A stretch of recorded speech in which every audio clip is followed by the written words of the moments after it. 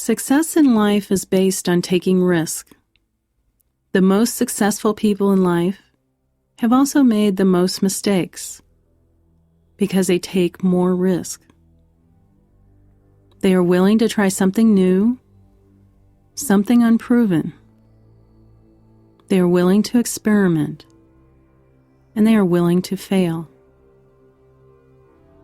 Because they don't consider failure a disaster. Instead, they consider failure an opportunity to learn. A failed experiment tells them what did not work, which provides information regarding how to achieve success. If you want to be successful in your life, you need to be willing to take risks. Of course, these need to be calculated risks. A risk in and of itself does not lead to success. In fact, without evaluating the potential of the risk may be more likely to have negative outcomes, which is why many people avoid risk. They don't understand that successful risk-taking involves calculation and planning. You need to determine whether the risk has the potential to achieve what you want.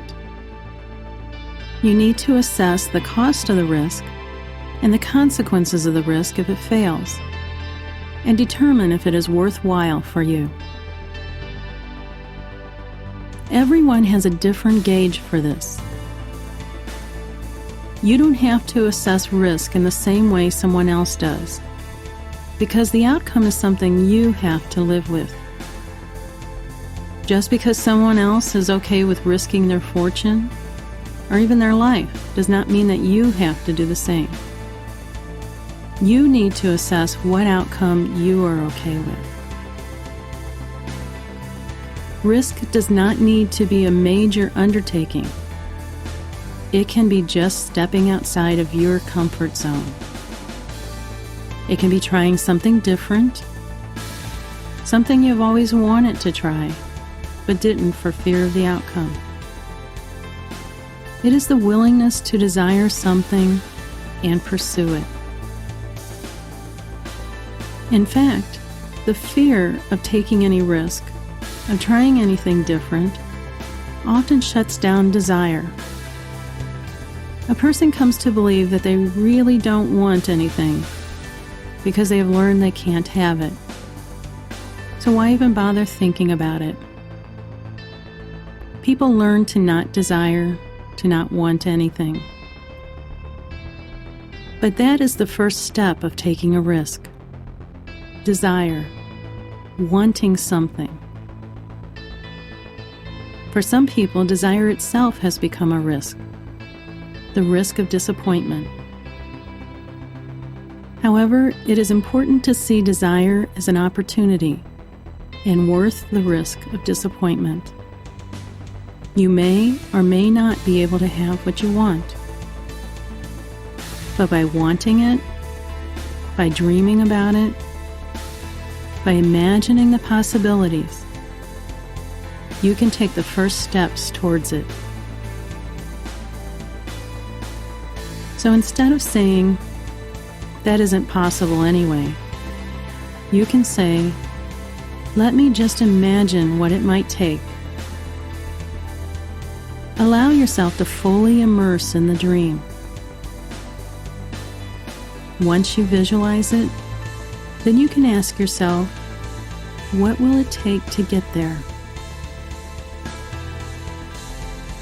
At this point, you might not have all the information you need, so you might need to obtain information. How can you get this information? Who do you need to talk to?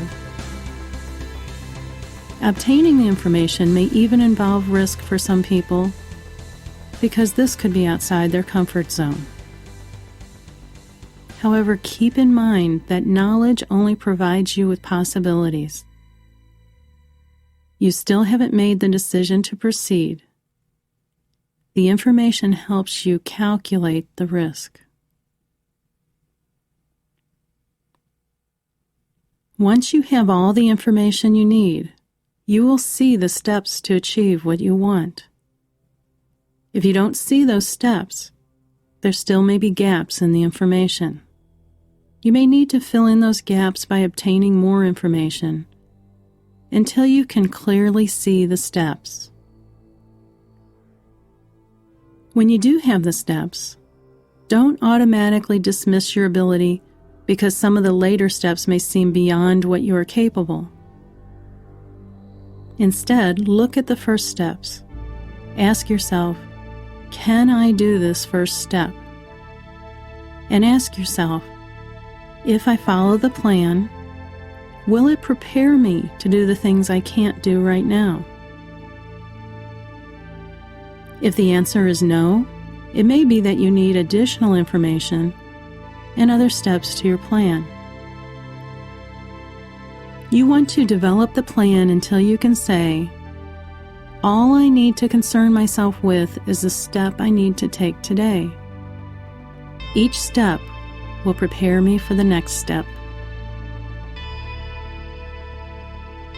About now, you might be thinking, where is the risk? This seems to be all about planning. Which is the point I am making. By developing a detailed, well-informed, doable plan, you are minimizing risk. That is what is meant by calculated risk.